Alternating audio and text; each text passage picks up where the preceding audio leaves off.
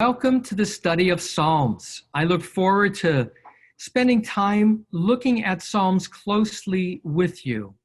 There are 150 of these poems, letters to God, heartfelt expressions in conversation with God that encompass the entire array of emotions: happiness, sadness, yearning, fear, and contentment.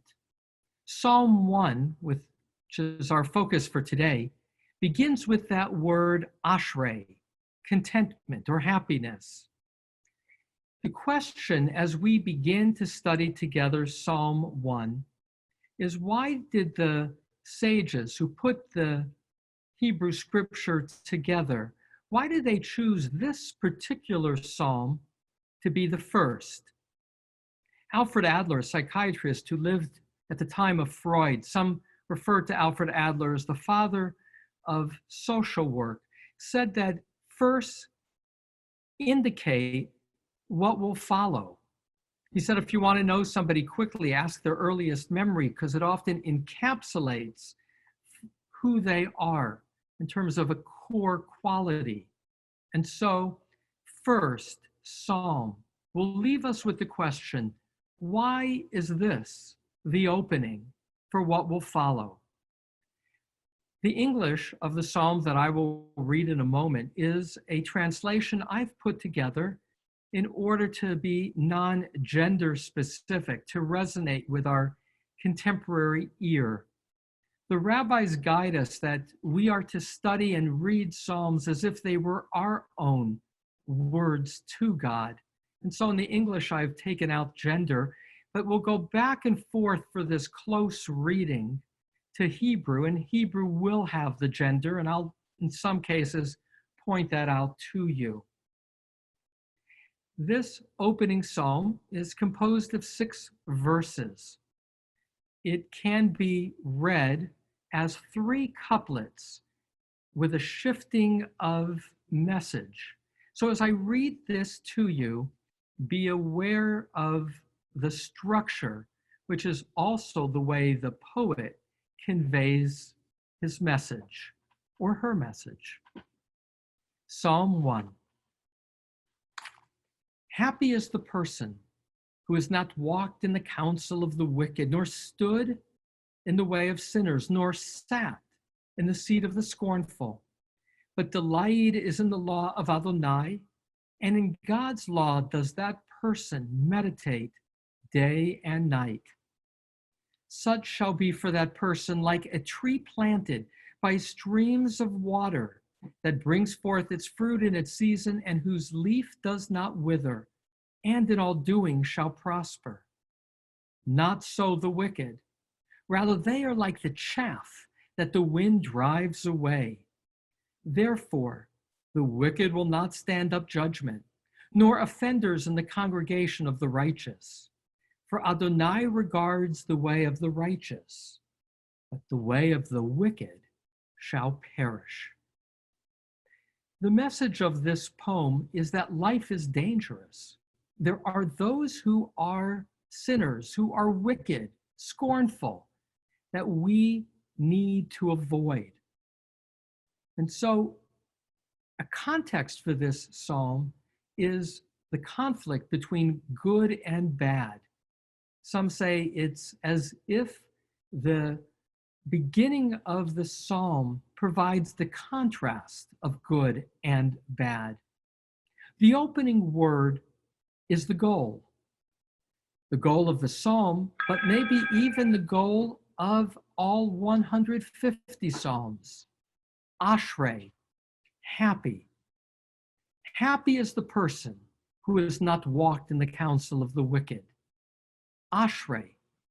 The word is, as is the nature of Hebrew, translated in different translations in alternative ways, sometimes as fortunate, or as praiseworthy, or as giving praise.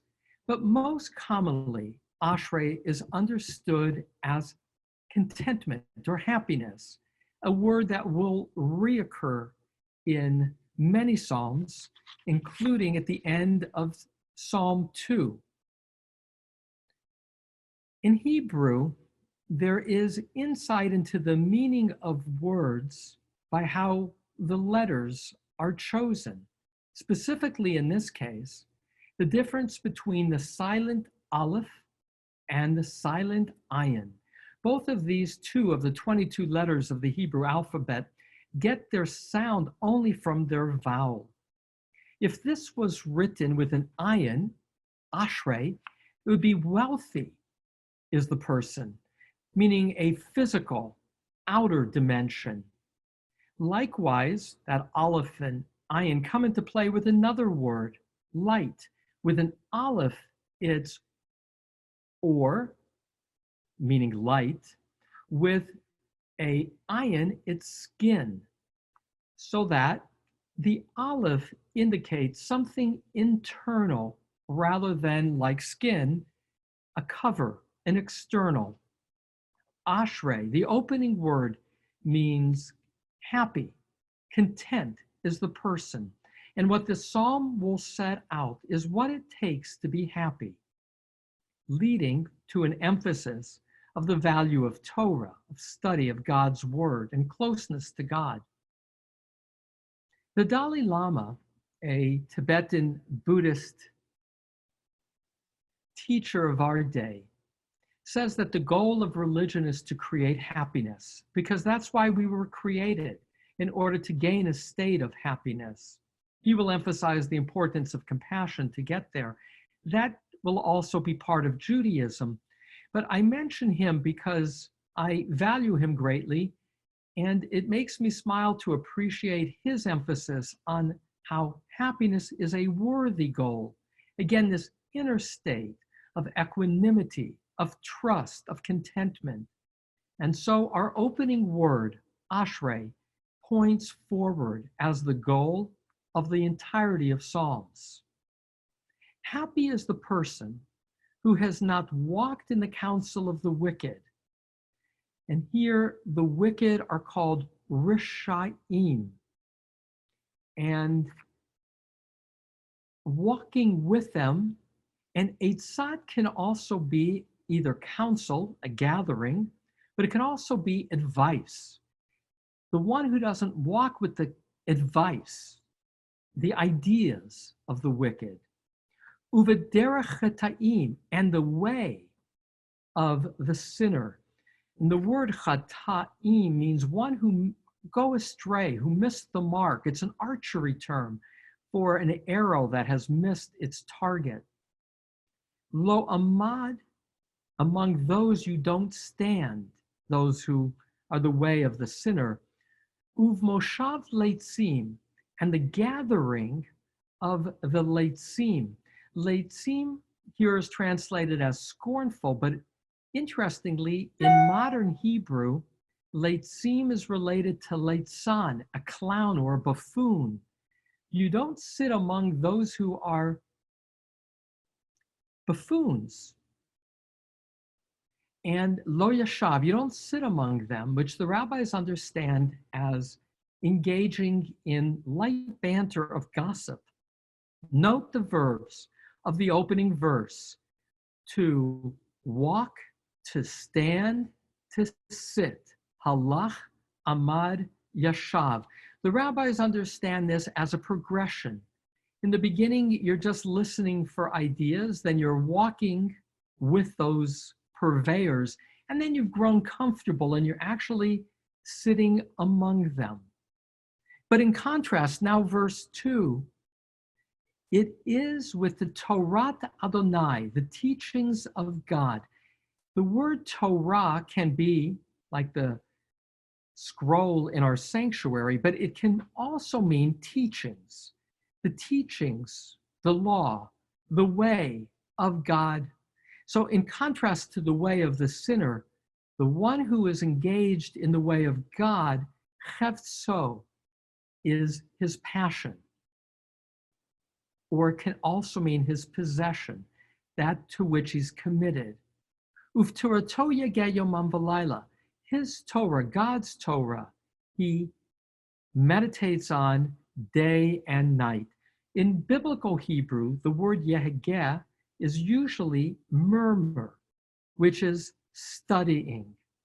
So in contrast to the end of verse 1, where the murmuring, the speech, is that of the counsel of the wicked, here, the one who is ashrei, who is happy, is delighting in the teachings of God and murmuring those teachings, studying those teachings day and night. So that's the first couplet, verses 1 and 2, the contrast and the path to happiness, which is avoiding and being aware of the social power of the counsel of the scorner. And now the contrast of a kind of reward.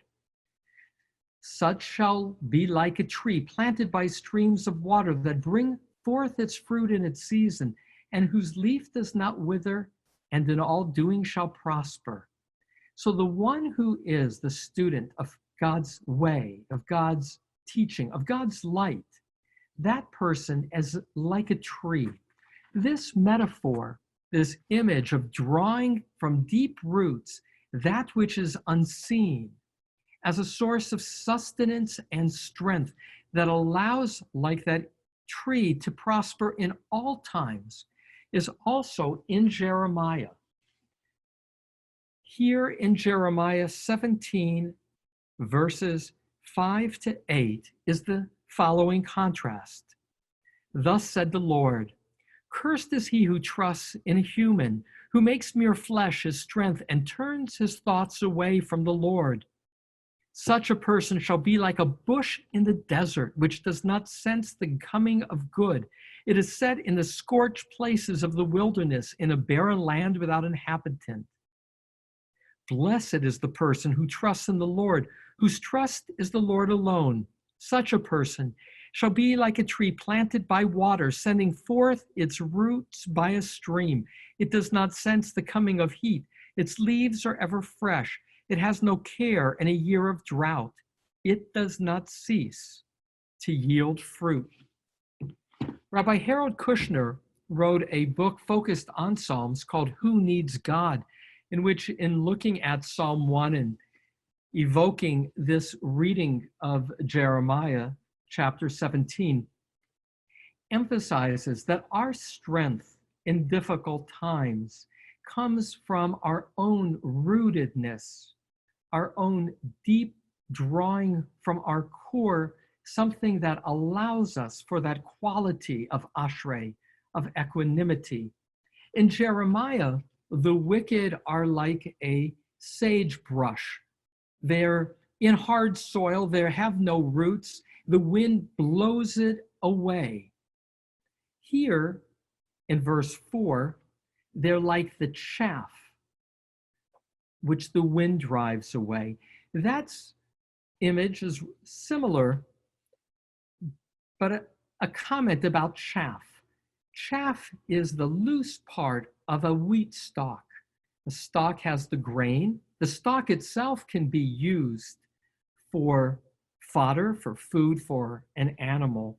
But there's another part of that wheat, which is the outer part, that literally gets blown away. Helene Coulter, who once grew some wheat to try and make her own matzah, was telling me that when it came time to take the stalks apart, when it came to the chaff, she essentially learned that the best way to do it was to set up a fan, because it's so light and hard to grasp that it was the fan that blew the chaff away. And so that's the image here, that in contrast to the one who is indeed grounded with deep roots, the wicked are easily insecure, easily blown away.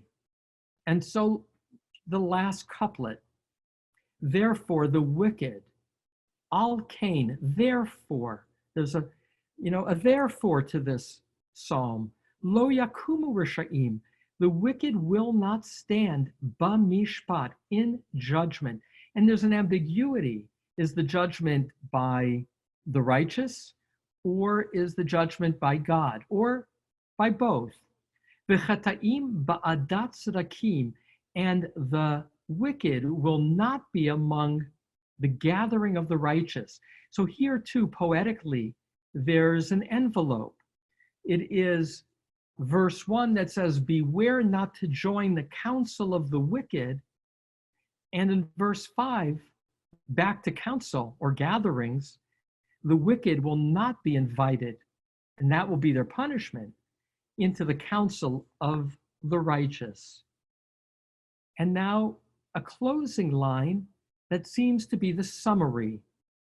Ki yodea Adonai derech tzadikim, because the ever-present one, Yud He Vav He, Adonai, knows, Yodea, the way of tzadikim, the derech risha'im toved, but the way of the wicked, that shall perish, that shall disappear, will not endure. So the way of the wicked, of the righteous, the word used is Yodea, to say that God will know and have an intimacy with the righteous that's enduring. It says in the creation story that Adam yada et Chava ishto, that Adam knew his wife Eve, which is a euphemism for physical intimacy. And the rabbis understand it also as completed intimacy.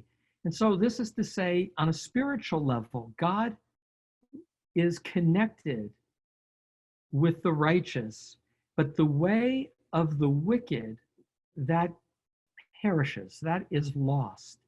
So to pull this together, why Psalm 1? Because it has this key theme of what the goal is of all the Psalms. 1, Ashrei, to be happy. 2, to know that life is a matter of choosing a path and to choosing who you share the path with. And that ultimately it is in addressing and feeling heard by God and in the study of God's way, Torat Adonai, that we are given the opportunity to identify with the righteous and the counsel of the righteous, because that is enduring, and that the reward ultimately is Ashrei with an Aleph, the reward of an inner quality of connectedness to God, an inner equanimity that comes from feeling deeply grounded, drawing strength from what is unseen, Ashrei, that allows us to have this capacity to have a relationship with God, to praise God, to call on God in time of need. I look forward to continuing our study. Tomorrow we'll be looking at Psalm 2. In the Talmud, they will say that Psalm 1 and 2 go together, that they're actually an introduction to Psalms, which only begin with Psalm 3. We'll explore why that is the case. Thank you. I look to continue our studies.